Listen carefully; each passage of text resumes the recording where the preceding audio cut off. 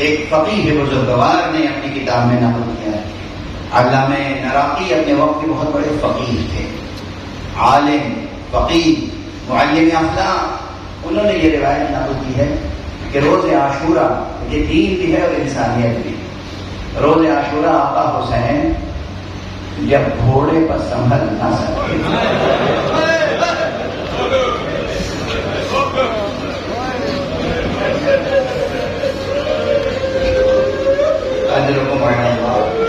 بہت سخت ہوتا ہے بیان کرنا، مگر بیان کر رہا ہوں تاکہ کچھ ثواب مجھے بھی مل جائے اور آپ کو بھی مل جائے. آقا نے کیا بے پناہ جہاد کیا ہے روز عاشورہ، آخری جہاد کس شجاعت کے ساتھ کیا ہے، کس شکیبائی کے ساتھ کیا ہے، کس حوصلے کے ساتھ کیا ہے.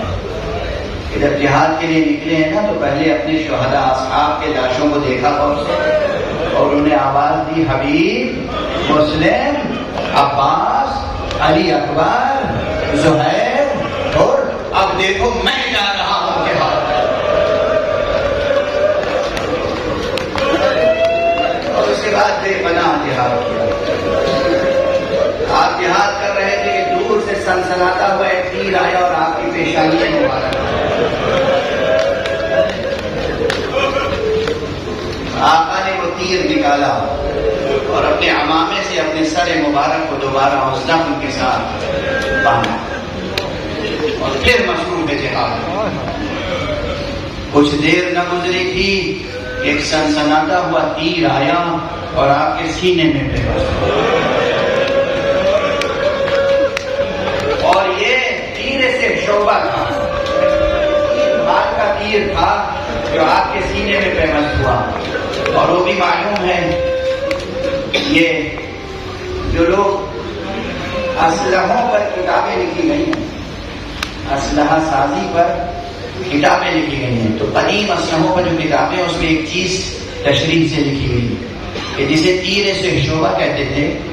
وہ ایسا تیر ہوتا تھا تو پھر تیر یہ 3 پھل ہوتے تھے لیکن آگے سے وہ یوں مڑے ہوئے بھی ہوتے تھے تاکہ پیوست ہو جائے، مگر اگر کوئی نکالنا چاہے تو نکال نہ پائے.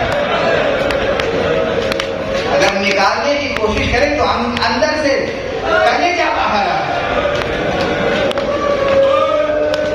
آقا حسین کے سینے میں یہ 3 پھلوں کا تیر پیوست ہوا.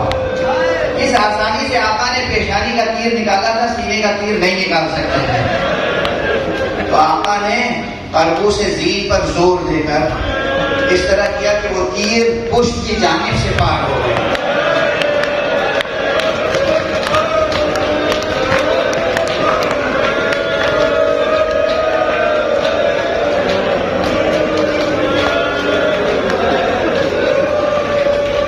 سینے سے خون کا فوارہ جاری ہے، پشت کی جانب سے خون کا فوارہ جاری ہے. اتنے میں ایک تیر آیا، گلوے مبارک پہ لگا. اب حسین سے سنبھلا نہ گیا. آقا پشت فرس پر گویا کے ڈگمگا رہے ہیں. اس باوفا راہوار کو بھی اندازہ ہوا. اس نے اپنے آگے کے دونوں گھٹنے ٹیک دیے زمین پر. آقا چاہتے ہیں کہ دھیرے دھیرے زمین پر آ جائے، مگر اطراف سے اتنے تیر پیوست ہیں کہ زمین تک آ نہیں سکتا.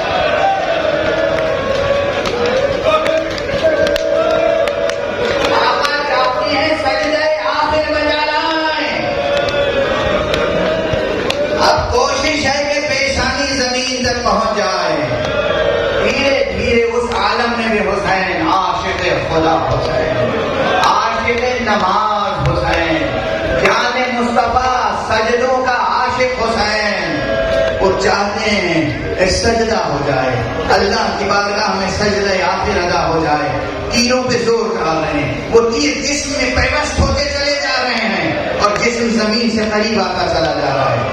آقا حسین نے آخری سجدہ کیا اور اس کے بعد اٹھ کر بیٹھے.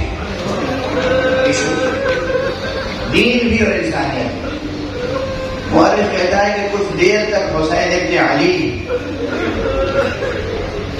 سرزمین کربلا پر بیٹھے رہے، 1 ساعت تک بیٹھے رہے، یعنی کچھ دیر تک بیٹھے رہے، اور وہ جلال تھا اس وقت بھی، وہ رعب تھا۔ لیکن دور سے تیر مار دینا آسان ہے، وہ رعب تھا، وہ ہیبت تھی، وہ جلال تھا، جلال الہی، وہ رعب تھا، وہ ہیبت تھی، ہیبت مصطفی۔ کسی کی ہمت نہیں ہوتی تھی کہ قریب جا کر آپ کا سر قلم کرے۔ عمر ابن سعد بار بار اپنے فوجیوں کو للکار رہا تھا کہ اب اس شخص میں کوئی جان نہیں رہ گئی ہے، جاؤ سر قلم کرو اور قصہ تمام کرو۔ کسی کی ہمت نہیں ہوتی تھی۔ اور مورخ طبری نے بھی لکھا ہے اور دوسرے مورخین نے بھی لکھا ہے کہ اس میں ایک بات یہ بھی تھی کہ جنگ ہوئی، سب کچھ ہوا، مگر جو قبیلے پہچانتے تھے کہ یہ ہیں کون، کوئی آقا حسین کے خون کو اپنی گردن پہ لینے کے لیے تیار نہ تھا، کوئی قبیلہ تیار نہیں تھا کہ اس کا کوئی فرد قاتل حسین بن جائے، اس لیے سب کنارہ کش ہو رہے تھے۔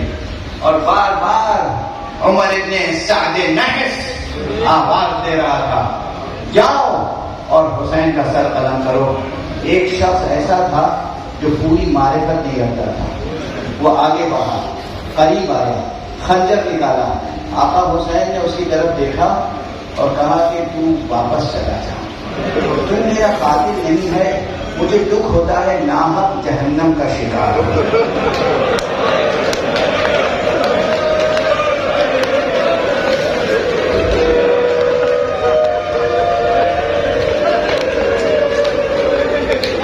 یہ جملہ سن کے وہ شخص منقلب ہو گیا، کہا آخر آپ کون ہیں اس عالم میں کہ لہو سے امامہ تر ہے، لہو سے سارا جسم تر ہے، قبا تر ہے، ابا تر ہے، اس عالم میں بھی آپ کو اپنا درد نہیں ہے، میرا درد ہے۔ یہ ہے حسین، یہ ہے انسانیت کا درس، یہ ہے قیامت تک باقی رہنے والا درس۔ وہ وہیں سے منقلب ہوا۔ آقا حسین نے کہا تو مجھے جانتا نہیں ہے، میں حسین ابن علی ہوں، میں حسین ابن فاطمہ ہوں، میں حسین ابن محمد ابن مصطفیٰ ہوں۔ منقلب ہوا، واپس آیا، قریب آیا پسرے نحس کے، اور آتے ہی اس نے وہ خنجر ہاتھ میں تھا۔ عمر سعد نے پوچھا کیا حسین کا کام تمام کر دیا، سر کہاں ہے؟ اس نے گرج کے کہا مجھے معلوم نہیں تھا کہ تو نے کس کو قتل کرنے کے لیے بھیجا ہے، اب میں حسین کو قتل نہیں کروں گا، میں تو تجھے قتل کرنا چاہتا ہوں۔ یہ کہہ کر چاہتا تھا کہ حملہ کرے، اس کے قریب کے سپاہیوں نے اسے گھیرا اور اس پر نیزے اور تلواریں چلانا شروع کی۔ جب وہ زمین پر گرا، آقا حسین کی طرف دیکھا، کہا فرزند رسول گواہ رہیے گا، میں جاہل تھا، میں نادان